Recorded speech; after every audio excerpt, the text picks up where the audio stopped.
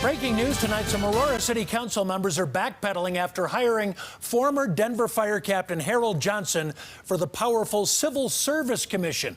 He was fired by the Denver department for being a bully and making racist remarks on the job. CBS 4 investigator Brian Moss breaking the story at 6. Brian, hard to believe, but those Aurora City Council members say they didn't even know about his history?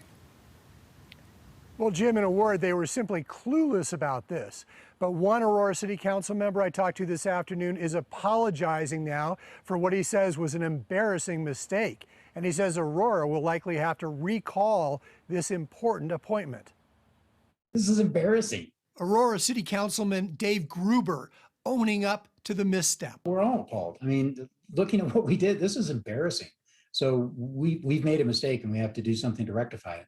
This month, City Council appointed 2 new members to the powerful Civil Service Commission, which has final say over personnel decisions. They recently upheld the firing of an officer who left a handcuffed inmate in his patrol car and upheld the firings of 3 officers connected to the Elijah McClain case.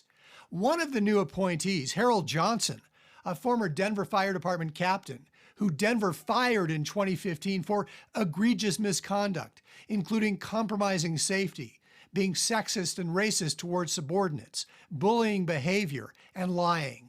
So how much did you know about this past behavior?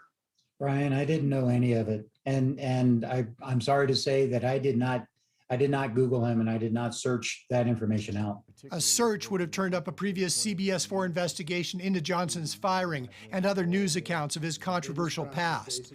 Gruber says City Council simply interviewed Johnson and looked at his resume before unanimously voting to put him on the commission. It just starts to look like Aurora and Aurora City leaders can't get out of their own way. We have had several instances where things have not gone right, and we need to correct that.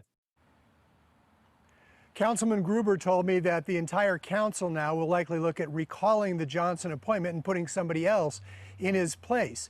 I talked to Johnson late this afternoon, just a couple of hours ago. He told me he didn't hide anything at all from Aurora City Council, and he said he was surprised with his past that he was appointed to this position. And he told me, frankly, he was surprised that Aurora did not do any due diligence into his past.